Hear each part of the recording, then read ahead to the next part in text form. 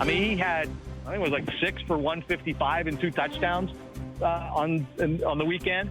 Second straight game he's had a touchdown. He's a 6'5", 6'6" guy out of Montreal. He can high point the ball. He's got speed.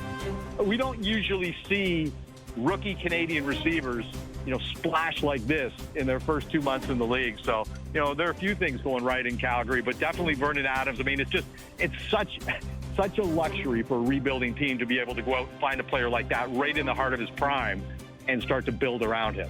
With Dave Naylor, and obviously the reason he was available was because Nathan Rourke was on his way back to BC, and it didn't go well for Rourke last year, the transition after taking kicks at the can at the NFL and jumping around to a bunch of different spots in the NFL, obviously Jacksonville first and foremost.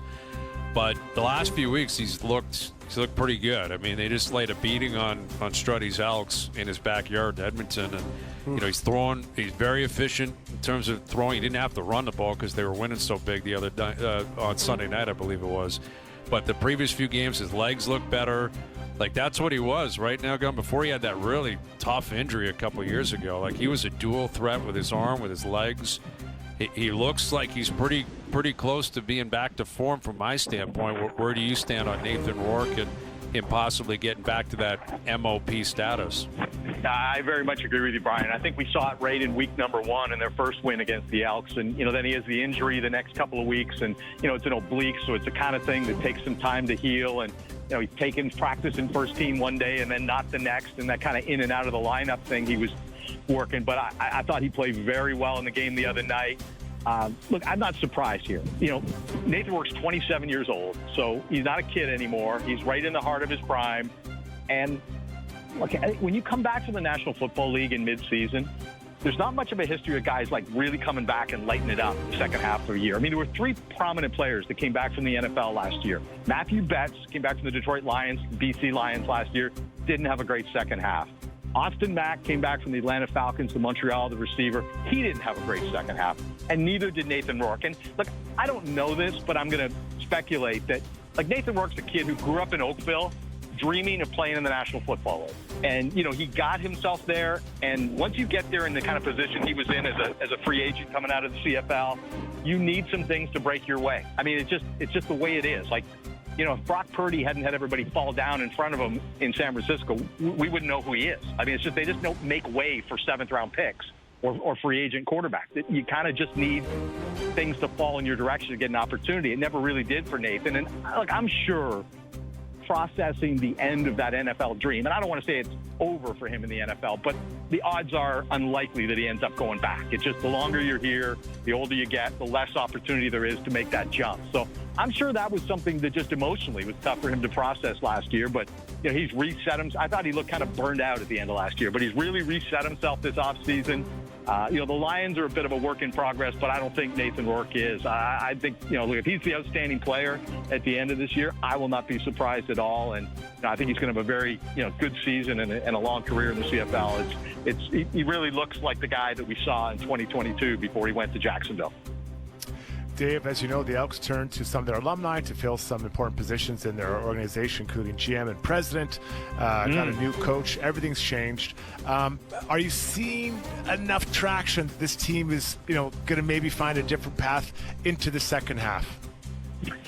It's a bye week in Edmonton, and I think they got conversations about what to do on both sides of the ball. I mean, the Trey Ford thing, gets a lot of the attention, right? And just to put Trey Ford in context for people who don't understand it, Trey Ford played football at the University of Waterloo, okay?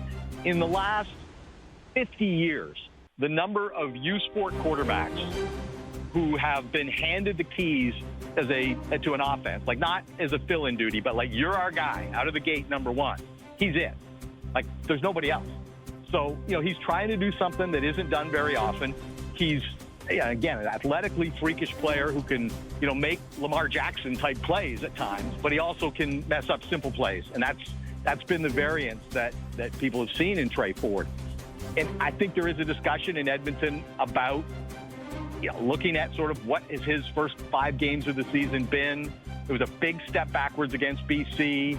They got to win. I mean, you can't rebuild a fan base once you get to 1-6 or 1-7. You're talking about next year. So that's one conversation I think is being had, and the other is the defense. I mean, they went out and spent in relative terms, a boatload on their defense, and particularly the front 6 or 7.